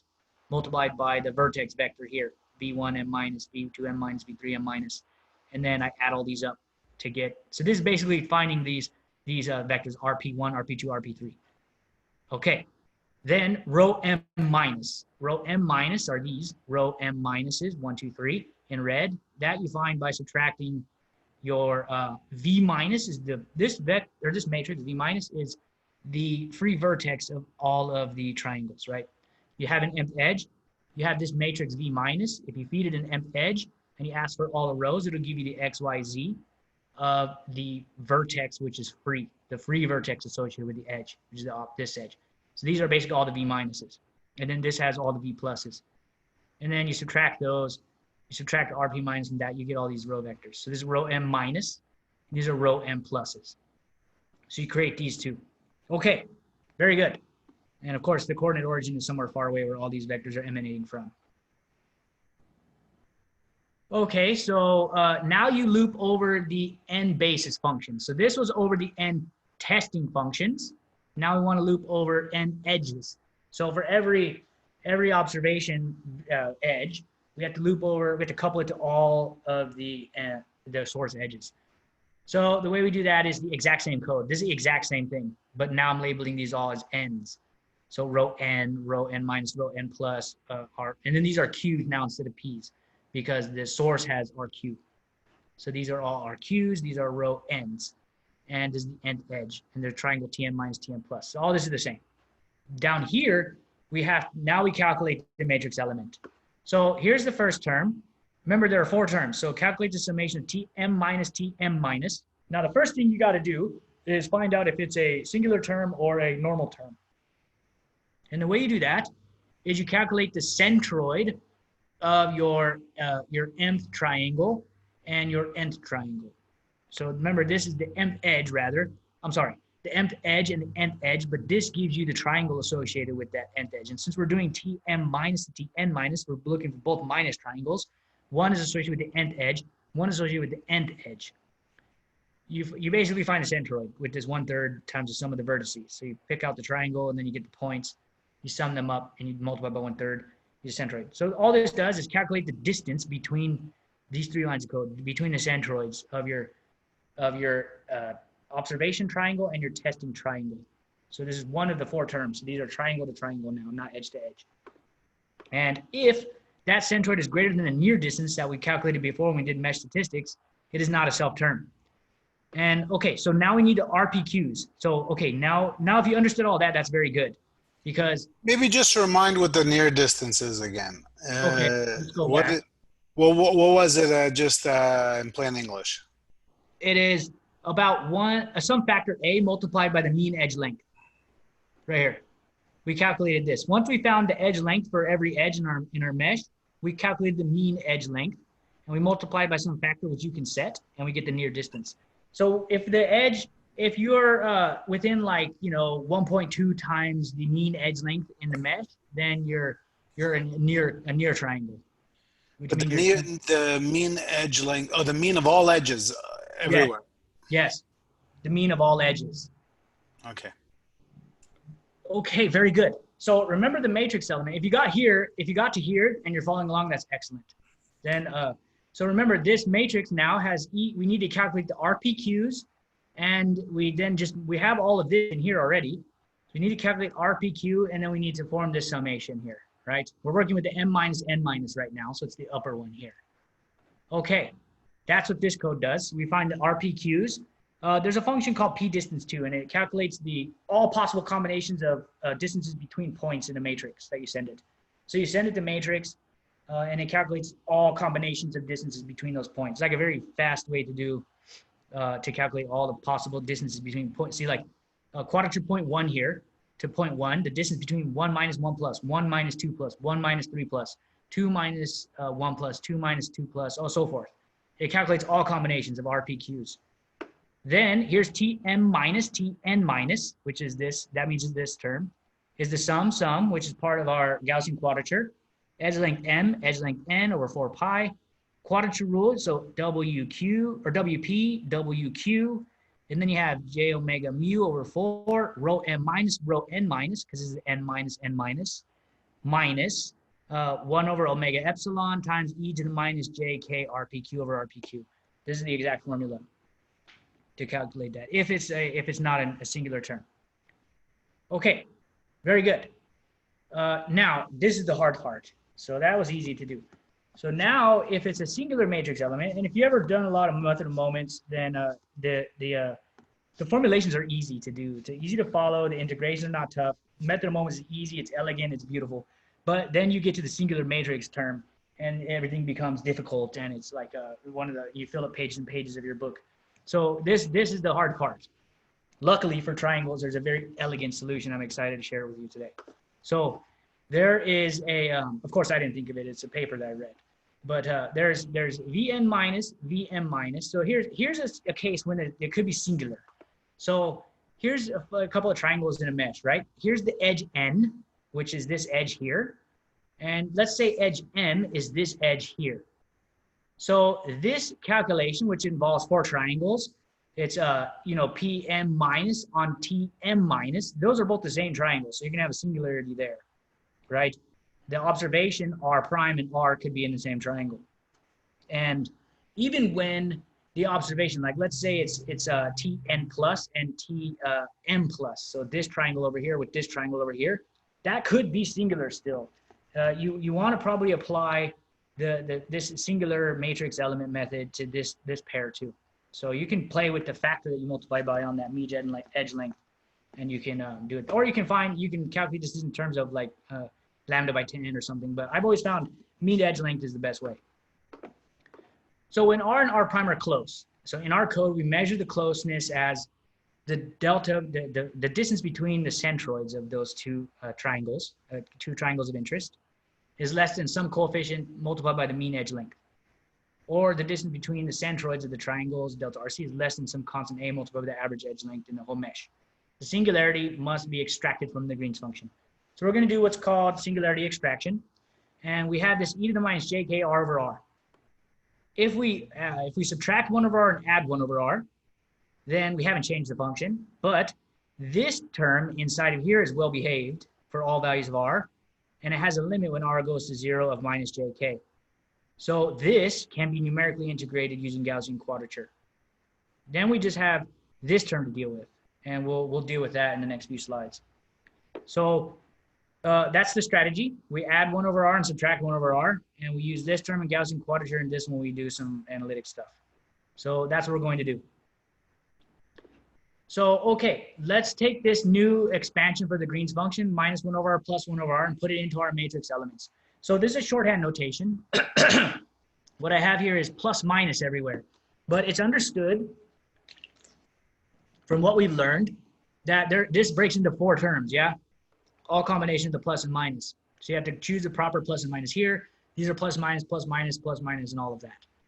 So this shorthand notation represents all 4 of those terms. Okay. If you plug this in, they extract the singular form of the Green's function, then you can start to turn the wheel here. So you expand, you multiply out this product here. And the first term is evaluated numerically using Gaussian quadrature, as I said, because this has a well-defined limit. It's well-behaved for all r. Then you have plus this multiplied by 1 over r. But this itself has a plus sign inside. So you have the first term, which is like the vector potential, multiplied by the 1 over r. That's this. This term multiplied by 1 over r. That's called the second term. Then you have the scalar potential, this, multiplied by the 1 over r, as the third term. So this one, implicitly, this is 4 integrals, right? But in general, this form, this one integral has split into 3 terms, okay? So these 3 terms we're gonna attack different ways each. So the first one, we're gonna evaluate numerically using Gaussian quadrature because it's well behaved. The second term has 2 integrals. There's one called the innermost integral, which is over the source, the prime coordinates. Then there's the outermost integral, which is the observation integral, which is unprime coordinates. The innermost integral we're going to evaluate analytically using a formula I1 dash or I1 prime that we're going to derive. Then we evaluate the outermost using Gaussian quadrature. So we analytically evaluate the inner integral for a given observation point, right? Because this inner function, if we pass it an observation point, one of the observation points of the outer integration, and evaluate that analytically, then we can make a function that does that for any given observation point and evaluate that analytic function in the outermost using Gaussian quadrature. So that's what we're going to do. Same thing with this one. Innermost integration, analytically, outermost Gaussian quadrature numerically. So each of the 4 matrix element terms that this expands into has split into 3 terms each. So now there's 12 terms, yeah? The first is easily evaluated using Gaussian quadrature. Then we must derive formulas for integrals of the type of these types for the other terms. So there's a type 1 integral, which is the second term, and a type 2 integral, which is the third term. Okay, so the strategy is innermost integral, we're doing it analytically. Then we're going to do the outermost integral numerically for both of these. Okay, so it's a very cool way to do this. So, all right, there's a type 2 integral we're going to start with first. The type 2 integral is like a scalar potential term. Wait, Jordan? Yes. So can you go back 1 slide? So type 2, how is that integral any easier than the original integral? Well, we are going to, let me think about that. Because it looks like it's the same, you know? It looks like you got that 1 over r, which causes problems. It has the same singularity. I think maybe because it doesn't have this complex business here. Phase term? Yeah. But the phase term should be about 0, you know? Yeah, I would have to really think about that. The singularity is still there. Let's go through this and we'll think about that as we talk about it, and then we'll come back to it. That's a good point, though. Maybe you can apply the same strategy that we're going to do now to the original Green's function. But I think it might just be easier to see with just the 1 over r by itself, maybe. Yeah, I think the way that this is handled, you might be able to handle this in the same way. Let's think about that as we go through it. Have that in the back of our mind. Okay, so that's the exact integral we're going to work on right now, integral of type 2. So it has a uniform source. Why is that? Let's go back to the matrix elements here. Even here is good. Okay, this is a vector, right? So there's two terms here. One is a vector multiplied by the Green's function, and one is a scalar. This is all a scalar. And this is a linearly varying source, right? Because these vector rows change length as they traverse the triangle. So they have a linear current density, linearly varying. And then this term is a constant current density, right? So this is called the scalar potential, and this is called the vector potential for obvious reasons. So if we go back here, now we're dealing with the scalar potential term, which is the integral of type 2, which has a uniform source. So the current density across this whole triangular patch is uniform. Okay. Now, what we're going to do first is we're going to express the potential due to the uniform source distribution on S, written in the following form. So that integral 1 over r ds prime, we're going to rewrite in this form where we do, so first off, what will make this a lot easier is, I'm sure you guys have done this in your undergrad and your grad. Have you ever derived the Green's function for free space and spherical coordinates? When you do that, you end up with like a c e to the minus j beta r over r. And that factor c you have to calculate. And the way you calculate that is you let the volume shrink down to 0. It's called like the principal volume or principal exclusion volume. You let that volume shrink down to 0, and then you apply a divergence theorem so that you can re-express the volume integral of that volume shrinking down to the point at the origin of the cylindrical coordinate system in terms of a surface integral. And then you avoid integrating the volume or integrating the origin because you're integrating the surface of like a small volume around that point. That's what we're going to do here. So we have some triangle. The observation point is on the triangle that we're integrating, the source triangle. So we exclude that with some small region. If it's on the triangle, then it has an entire region around it. If it's on the edge, then it has. So remember, this is a uniform source distribution, right? So this is a constant. So the value of this integration around this thing would be like 2 pi, right? Because you're going to integrate around some constant around the contour of it at the end when you convert it to a line integral. This one would have a value of pi. This one would have a value of whatever angular extent this is. But that's irrelevant. Don't worry about that. But these are the 3 cases that can happen. What we're going to do is we're going to re-express this integral like this in terms of the divergence of some function plus this function itself. But what we've done here is we've integrated over S minus this little volume that we're excluding, this epsilon circle disk. So this integration, we're saying integrate over S minus S epsilon and take the limit as epsilon goes to 0. But express this integrand here as the divergence, the surface divergence of some r over p. Now r, what is r and what is p? R is the distance from your, so r is here. So, okay, this is the plane that contains the triangle, all right? This plane, big P, or sometimes called S. This is one of the edges of it, this darkened line here. Here's the global origin. The observation point is here, right? And some distance d above the plane of the triangle. Now, in general, the observation triangle and the source triangle do not need to be coplanar. If the surface has like a curvature to it, then the triangles could still be very close together, but be in different planes. So the observation point is here, and the source point is here, right? For example, on the edge. It'll be on the edge, but we'll show you. In the plane of the triangle. If you project the origin down to the plane of the triangle, you get O prime. And then you have, if you project the position vector R prime, which points from the origin to the source point, into the plane of the triangle, you get rho prime. If you project the position vector to the observation point R down to the plane of the triangle, you get rho vector. So rho is associated with R, rho prime associated with R prime, and it's just the observation and the source vector projected into the plane. Now, R minus R prime is what you're worried about, right? That's the distance between the source and observation. But in here, in the plane of the triangle, it's rho minus rho prime. So rho minus rho prime is this P.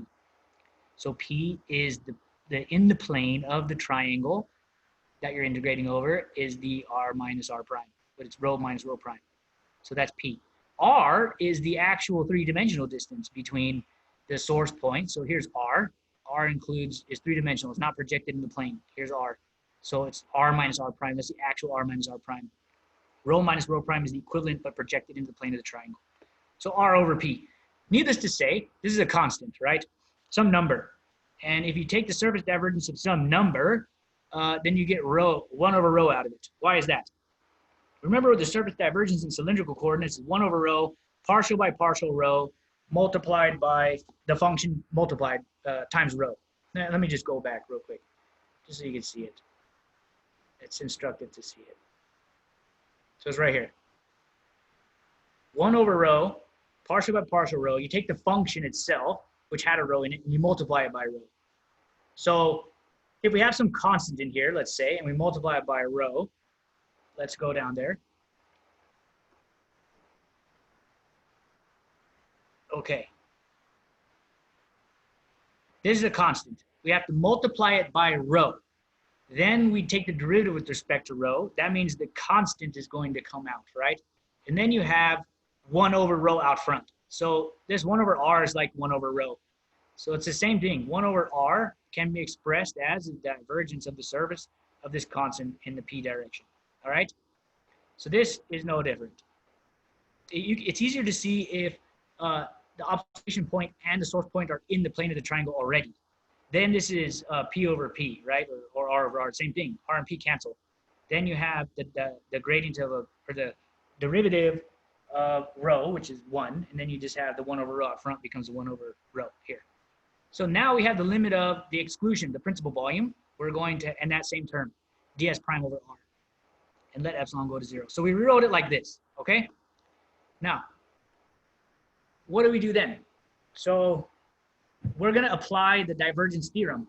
So instead of integrating over the volume or the area of the triangle, rather, where the singularity exists, we're going to cast or rewrite that using the surface divergence theorem into an integration, a line integral around the boundaries of the triangle, the edges. So it's like divergence theorem. Normally you take the volume integral and express it as a surface integral. Here we're doing it planar. So we have the area integral, surface integral, and we're recasting it as a line integral around the edges. So that's what we do. We use the divergence theorem here on the second term. And now this s minus s epsilon, which is area integral, has become a boundary integral over the boundary of s minus s epsilon. We have the same function. Now the flux of that dotted with the normal vector.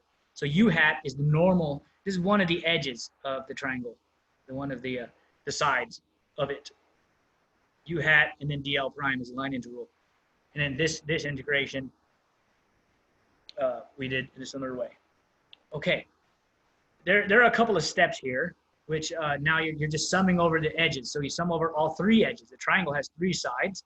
We integrate over each of its sides, and now we just sum up the line integrals over the sides. So the details here are here, but at the end you get this key result here, and this alpha was related to that exclusion volume, and you can find that using these identities here. If you want to really follow the details, you can go to the paper, but they're all rewritten here, the key results. So this integration over a triangle of a 1 over r function, ds prime, can be found by summing this quantity over the 3 sides of the triangle. So we'll find out how to calculate all these little quantities in here. But you just do 3 line integrals. Okay, so for integral of type 2, or type 1 rather, the vector potential term, which has a linear source, remember the source is now varying linearly, then it's similar. We just have this, we find an integral or a solution to this type of integration or integral, rho prime minus rho over r ds prime. So there's a rho prime is changing length in here. And then you have rho prime minus rho. So rho prime and minus rho. You do the same thing. You exclude the singularity, and then you use a divergence theorem to write this as a line integral around the outside. Then you have the summation over those 3 boundaries, the 3 sides, and you integrate this function over those three sides, and you get this key result here. Okay, so that's how that is done. So we need to calculate all the quantities associated with those formulas. And the way we do that is, this is the geometric figure, which kind of relates all these quantities, how to derive all these quantities. But they're all listed here. The rho prime, the L, U, all these quantities are all the quantities in here. And if you'll notice that every one of these quantities appear in our formulas that we derived. This one has R plus, L plus, PI0, UI, LI, and then of course this one has the same thing. So you calculate all these first in your program. I sent you a file which I did all this already. You calculate all these quantities first, then you can calculate your integrals. So how do we use those formulas? Because remember, if we go back, our formulas were this type, right? Rho m dotted with, we're doing this only on the innermost integral, right? Let me go back. This is a 1 over r ds prime, which is this one, 1 over r dr prime, only the innermost integral. And then this one is, it has rho n prime 1 over r dr prime, innermost integral. So we derived a formula for rho prime minus rho over r. How do we express our rho prime, rho n plus minus r prime in that form? Because this is only rho n, it's not rho prime minus rho. So we do that like this. We take this integral. So these are the two, type 1, type 2. Innermost integral is solved analytically using I2 dash below, which we just derived by doing the surface divergence theorem.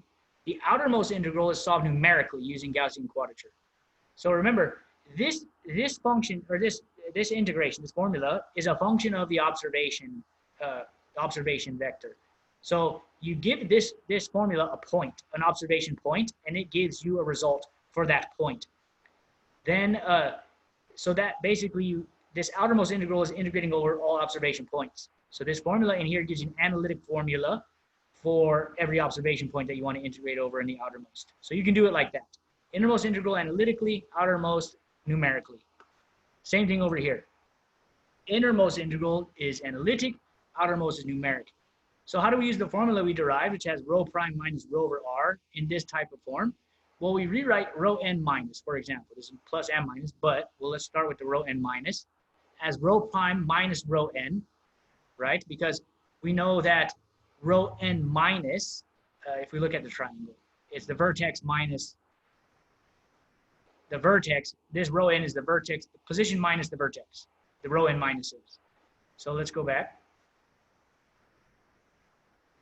The position, or the point minus the position for this minus one, right? And then you just add and subtract the observation vector rho. So you just write it like this. If you plug that into this form now, then this becomes these two integrals. All right? One of them has the form of I1 dash. The other one has the form of I2 dash. So, okay, type 1, type 2. Type 2, we do directly I2 dash. Type 1, we split into a type I2 dash and a type I1 dash. And then we bring this down, we do the Gaussian quadrature and the whole thing. Okay, this was for rho n minus. The one thing you have to worry about, this is one of the minus signs I messed up, I had to find for a while. If you do rho n plus, so if you choose the plus here, then you have to negate both these integrals. So this becomes a minus, and there's a minus sign out front. And you'll have to find that. The code is correct I sent you, but just remember that. Okay, so remember, here's the code. Remember we had Tm minus Tn minus. And before, this is the else statement. So let me go back to the if that we had. We had if the centroid is greater than the near distance, you use the regular formula. Then there's the else below it. We're going to the else now, which is here. Else, whoops, sorry. Else, we're at a self term, right? So the way we do that is we take our integral, we do the singular extraction. We have 3 terms to evaluate now, term 1, term 2, term 3. They're labeled term 1 in the code, term 2 in the code, term 3 in the code. Term 1, we use Gaussian quadrature integration. That's all of this right here. Term 1. So, and this RPQ is the same thing. So term 1, we use Gaussian, but there's this function, which I'll show you, called Gaussian function non-singular part. And all that function does is it replaces the knotted numbers from the RPQ being 0 with minus JK, which is the limit, because MATLAB won't do that. Let me show you that real quick. Right here. So all this function does is you evaluate, you pass it to R, which is our RPQ matrix. If any of those RPQ matrix are 0, meaning the observation point and the source point are identical, then this evaluation of E minus JK over R minus 1 over R, which was this part, will give you not a number because this R is 0, right? MATLAB doesn't know. So you go in and you replace all of those with the minus JK with the known limit. So so that's all that code does. Okay, non-singular part, you need that. So Gaussian quadrature on term 1, we did. In term 2, we have to do Gaussian outer quadrature, outer analytic inner. There's a function called near term inner, which I gave you, which does all of those formulas, the summation over the line integrals around the side of the triangle. And then you do Gaussian quadrature. So you call that function. It's an analytic function. It gives you the summation of the three vertices, the line integral on the outside. And then you do Gaussian quadrature with your observation rule on the outermost integral. Term 3, same thing. Near term integral, but remember you have type 2 integration and type 1 integral. So this is type 1, this is type 2. There's a switch in here, which you'll see in the code. This last argument tells you whether you're doing type 1 or type 2 summation, or for the term. It's a different function. And you do Gaussian quadrature in the outer. Then you add term 1, term 2, and term 3 to get your Tm minus, Tn minus integral for the singular component. Remember, there's some minus signs and things. So this m minus, n minus. Okay, so what does this function near term inner look like? So you pass it a type flag, type 1, type 2. Is it a plus or a minus? Triangle, the free vertex, vertex 1, vertex 2, vertex 3 associated with that triangle, and your position vector, the observation position, right? Because this analytic function is a function of the observation coordinate. So what does it do? It sets the free vertex. You find first the free vertex. So you pass free vertex. We set that vertex to the V1. Why do we have to know that? Because that line integral has to be done in a right-handed sense. So you have your normal vector, which you calculate as normal to the triangle. You have to do the line integral around the outside in a counterclockwise sense. So the way to ensure that you do that is you order the vertices, always starting with the free vertex. Vertex V1 is the free vertex. Then you set vertex 2 to R2 and vertex 3 to R3. This could be arbitrary. You calculate R12 and R13. This cross product here will ensure if this is the normal, then those points are traversed counterclockwise if you do this. Then you loop through all the observation points. So remember, this is for every given observation point. If I go back, when I do this integration, I do quadrature, Gaussian quadrature on the observation, right? We do outermost integration by Gaussian quadrature, meaning we have multiple, the RP points, right? The Gaussian quadrature points are observation points now because the source points we did analytically. So there are n points if you use an n point rule for observations. So let me go back just to really make that clear. These are n, right? So here's n. There are maybe 3 points of observation, right? So for each of these 3 points of observation, for each observation point, you do the analytic integration on the inside, the innermost integral, and then you do Gaussian quadrature on the outside. So let me show you what that looks like. All right, so you pass it your RPN. Remember, this is the RP. This vector has all of your XYZ coordinates of your quadrature points for the minus triangle, and P is observation, so RPMs. And you pass all of those as a matrix to the near-term inner function. That returns a vector now, a matrix rather, of the near-term integration evaluated for all of the observation points you pass it. Then you do the Gaussian quadrature on that whole matrix.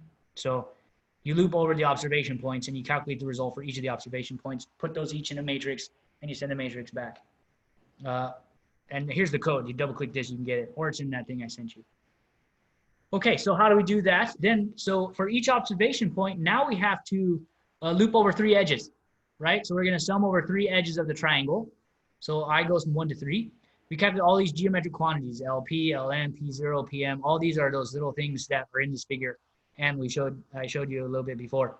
Then if type flag is equal to 1, use the first formula. If type flag is equal to 2, use the other formula, right?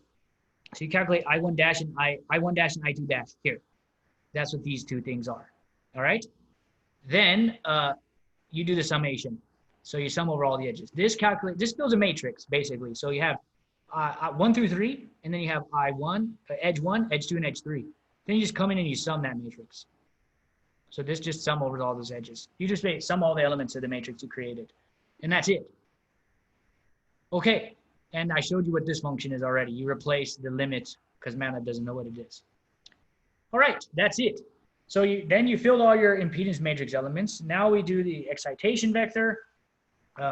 Okay, so one thing, let me just make this clear. Let me get out of here real quick. In this code, so here's the beginning of the impedance matrix elements. You get the quadrature rules, you get your end testing function, you get the vertices, the vectors, then you go to the end, the basis functions, the vertices and the vectors. But what I showed you was only this block. That's for the Tm minus, Tn minus in the presentation, okay? So you have, if the centroid is greater than near, you use the regular formula to get your Tmn, Tnm. Else, you have to do your term 1, term 2, and term 3, and you add them up, okay? But what I want to tell you now is you have to do this 4 times, remember. This is only for the m minus and n minus combination. You have to do the m plus and n minus, and then you have to do the n minus and n plus. They're identical code, but you have to make sure you do the bookkeeping on which vectors you're using.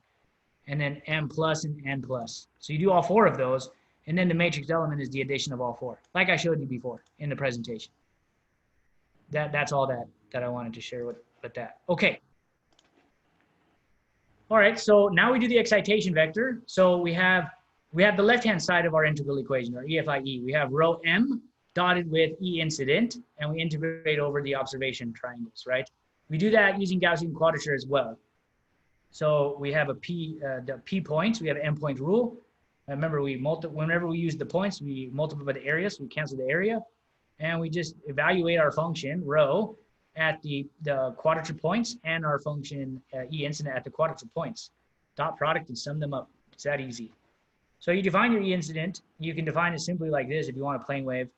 And then you calculate the voltage vector here, which is exactly this formula. But remember, this is over Tm minus m plus. So rho m minus and rho m plus. And this RP becomes RP minus RP plus. So you have two contributions. The first line here is the RP minus, the minus triangle, rho m minus. Then you have the second contribution is the rho m plus and the RP plus. So you evaluate E incident on the plus triangle and the minus triangle, you add the results. That's that. Okay, now we calculate the currents. So we have the impedance matrix, the voltage vector, we invert the matrix and we multiply, we get the currents. Once we have these coefficients, we have to go in and plot the currents, which I'll show you how to do. So here's an example for a plate and a sphere that we've been working with. We have alpha multiplied by the nth edge, the basis function associated with that. All right, so this is our expansion. Now we have these coefficients, In are really alpha n. Okay, so how do we calculate the currents? Well, we use this. This forward slash is the same as the inversion of Z matrix and the multiplication by V. And then we want to plot the currents. So now we have the current vector I. We want to plot the currents. So the way we do that is we loop through all the triangles and we have some vector here. It's an empty vector for now, but it has the XYZ component of the current for the kth triangle. And we loop through the edges of that triangle. So we have the coefficient, the nth coefficient associated with the nth edge. We multiply by the edge length, right? Because this is alpha multiplied by the edge length divided by 2an. So here's 2an right here. And then we have IE, which is the edge length, the coefficient, the current coefficient multiplied by the edge length. That divided by 2 times the area is this whole coefficient with that. Then we have rho n. So the rho n are these RC pluses. Now RC plus is nothing but that vector that goes from the free vertex to the center of the triangle. So it's just some distance that you can use to plot the current, right? Really, this current varies over that triangle linearly. But when you want to plot it, you just pick a point. You pick the center point of the triangle, and you find the vector. Let me see if I can find a picture of a triangle. Right here, maybe this one. Right here. So you just pick the centroid of the triangle and you connect the vertex to the center, and that is your length, just to pick a color. You have to pick a point because you're going to color this whole triangle one color. So the way you do it is you pick the rho vector as the center of the triangle, just for the plot, right? Okay, so that's how you do that. And then you add that onto, you do the plus triangle and the minus triangle, right? Because this current really exists over the plus and the minus triangle. So you add both of those and you get Then you have the X component, the Y component, the Z component. The current is the X, the Y, and Z, the first row, the second row, the third element of that. And then you can find the absolute value of that current. Okay. Then you want to plot the current, right? So now you calculated the current. You want to plot it. So basically, there's a command called fill3. And fill3 is basically, it fills, so you define a polygon, plain polygon by however many, it could be n or n polygon, right? But you pass it 3 coordinates, then it knows it's triangles. So you pass it the X, the Y, and the Z coordinates of a triangle, the vertices of a triangle. And you pass it the color matrix. The color matrix is going to be the absolute value of the current to the center of the triangle. So that's what this code does. And then you do fill3 and you plot it, and it gives you plots like this. All right. Very good. Okay. So now we're going to calculate the far field. We're almost done. So we can calculate the far field. So the far field is the integration of the magnetic vector potential. So minus j omega mu over 4 pi e to the minus j k r over r is the far field approximation. These come out of the far field approximation for the radiation integral. And then you have your integration of your current against your Green's function, but the Green's function is far field approximated. So you get e to the j k r prime dot r hat. But the current is am lm over 2 am times the basis, right? But these are constants, they come out, and this vector is inside.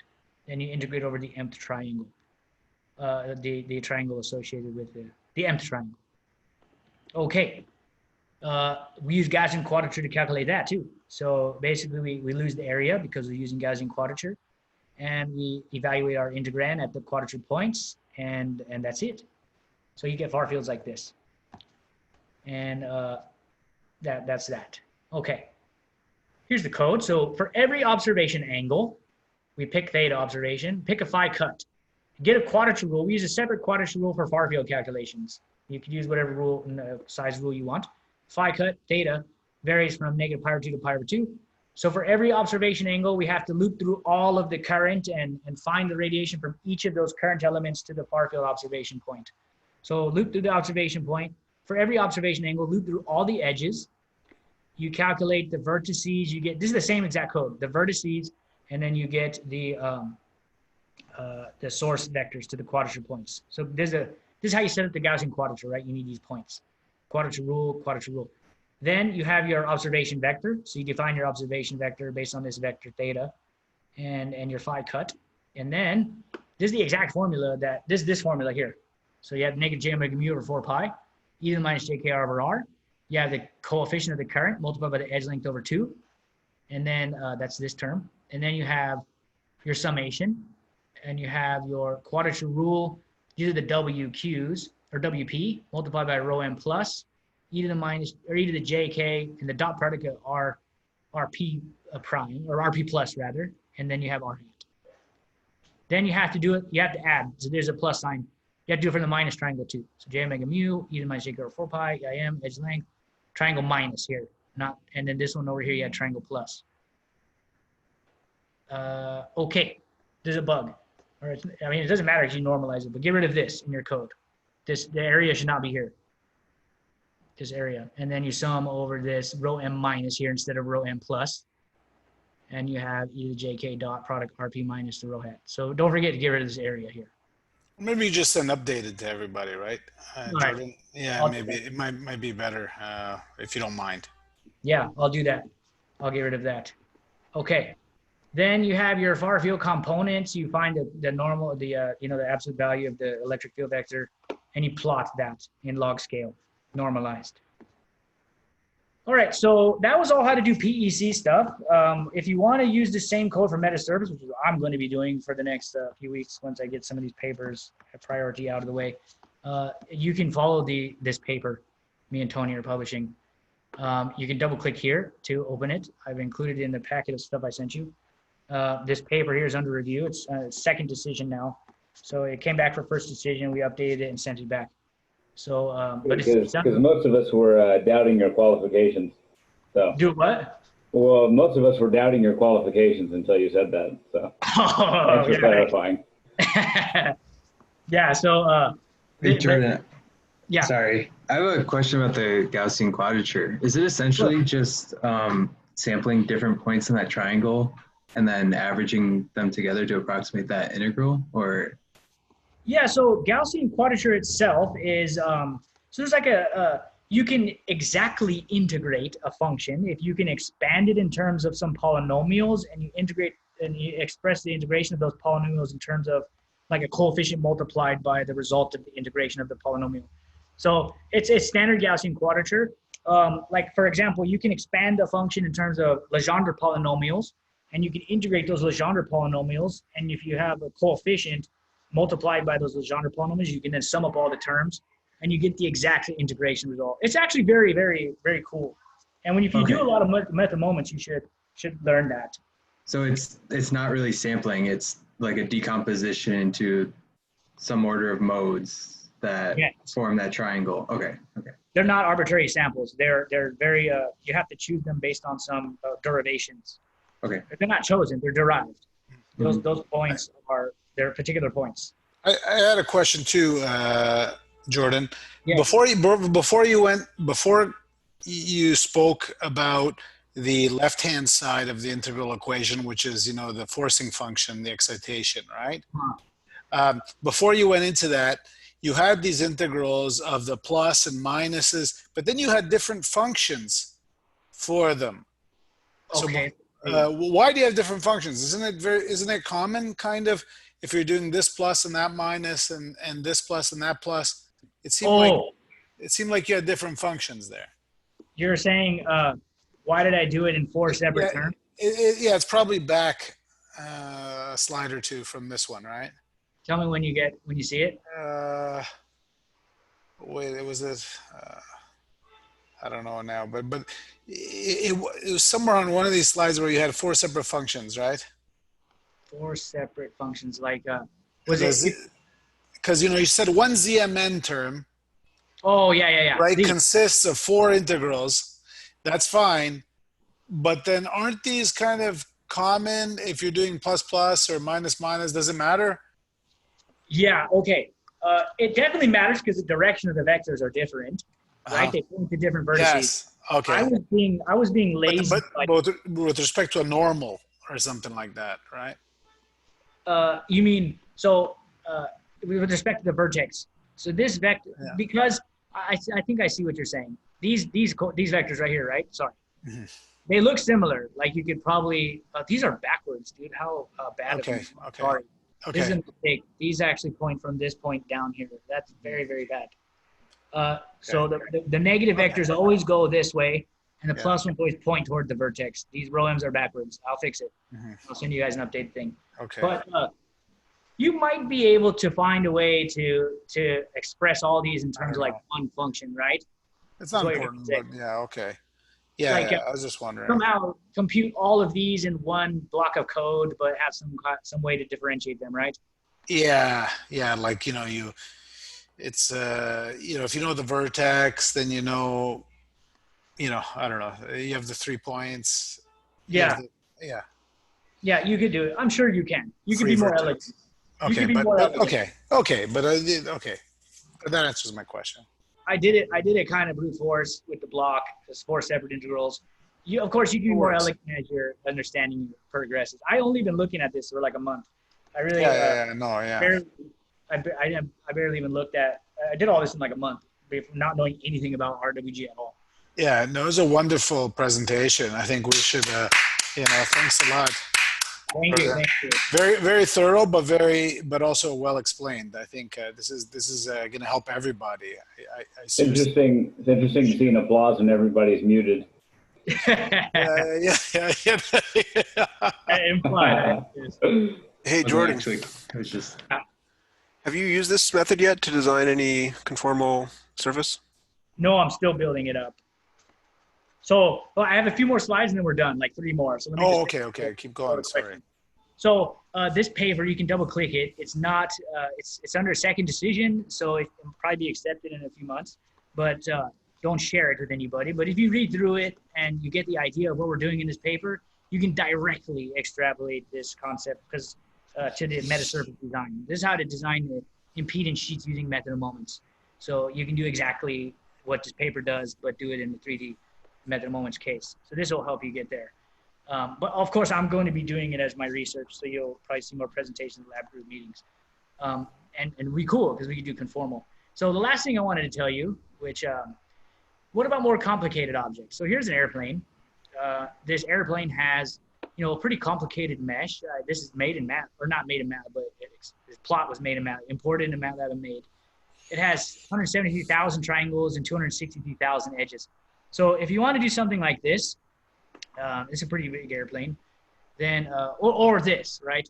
Or satellites with antennas on them, which are my favorite thing. So, you know, satellites with antennas on them, exclamation point. So you can do some kind of mesh like this, where you have a couple of antennas in a satellite. The problem with that is your computer will run out of memory. It says 516 gigabytes required for the, remember the edge, the matrix, the impedance matrix is ZMN, which is M, which is a number of edges by number of edges. And we saw that for this one, the number of edges is 263, 276 for the plane. And it says it needs 516 gigabytes. What I'm going to teach you in part 2 of this seminar series is how you can solve arbitrarily large objects using R code. And it's like a extra, maybe 50, not even 20 lines of code, if that. And you can do arbitrarily large objects, and you can do it fast. It's very, very cool. And it's called lowering matrix compression. And I learned it from Eric. And I'm still applying it to this code. So you'll have an update or part 2 seminar where, so what it does is it doesn't compute this whole matrix, right? It computes only like a couple of rows and a couple of columns and has all the information in it, because the rest of the information is low rank, is extraneous information. The singular values of those elements are very, very low, negligible. You can reconstruct the matrix with a few rows and a few columns if there are some geometric properties adhered to, like it's, you know, they're kind of a planar. It's multi-level fast multiple method, but a new version, a different version of that. And I'm going to teach it to you guys, and you can solve the plane and the satellite, big problems, the big ship, anything you want with this code that we wrote, this base code, and it's easily modifiable, and we'll be able to do humongous objects. Although in our lab, I don't think we're doing any RCS off of airplanes or anything, so it's not. But that doesn't mean anything, because if we have a metasurface like 10 lambda by 10 lambda, which is 100 square lambda, then and we need really good resolution like lambda by 10 or whatever in the elements, because the problem with metasurfaces is your sub-wavelength elements. And the sub-wavelength elements require you to discretize the thing pretty good, because you want the current to vary that fast. So if you do that, you get a bunch of edges, even on a small object like 10 lambda. So it's not restricted to big airplanes and things. The matrices become humongous when you want sub-wavelength elements on a plate. So you want the current to vary fast. So the matrices become humongous, and it won't be able to be calculated. But when you add this low-rank matrix compression stuff to this code, then you could do any size object, and really any size object. I mean, you can't do the universe or anything, but you only need a few rows and columns of the matrix, no matter how big it is, and then you use like an iterative inverse of the matrix. So you don't even have to, since you only have a few rows and columns, you can't invert the regular matrix. That's the full matrix of the moment method. But you only need a few rows and columns to do what's called biconjugate gradient calculation of the inverse. It's really cool, and I'm going to show it to you guys next time, probably like in 2 weeks, because I need to write the code and get it to work. But you'll be able to do all kinds of cool stuff after that. So then, and I'll give you guys the new codes every time. So, and you guys can do all kinds of things with this, like conformal metasurfaces, or there's going to be a lot of cool things that come out of this radome designs, or you can start putting like metasurfaces on, like, you know, this curved surface here, or like on the side of a body here. Okay, the possibilities are cool, because we're not restricting ourselves to planar geometries anymore. But yeah, so that's the end of the presentation.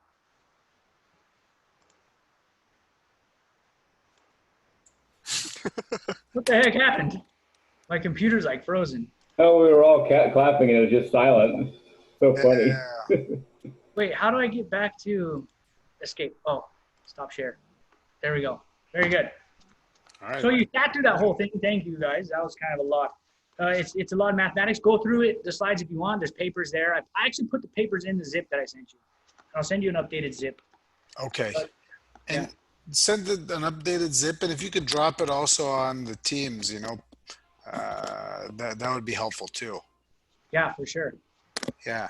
No, that's awesome. This is an excellent presentation, Jordan. Thank you. Thank you. I mean, this took serious effort to put all this together and explain it so well. Thanks. Yeah, I think so. I think we're going to start these seminars. I think next Wednesday, Cody's going to talk about kind of a side issue that he's been, kind of how to make nice figures. I think this is kind of very important for our papers going forward. You know, he's going to use Blender and different things like that and programs to show us how to make kind of beautiful figures for our papers, because many of our structures, especially as Jordan talked about today, they're going to start being 3D. They're going to be, multi-dimensional.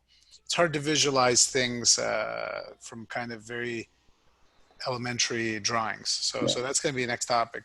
Cody? I was thinking if anybody wanted to do their particular structure as one of the examples, I was just going to do like 3 examples.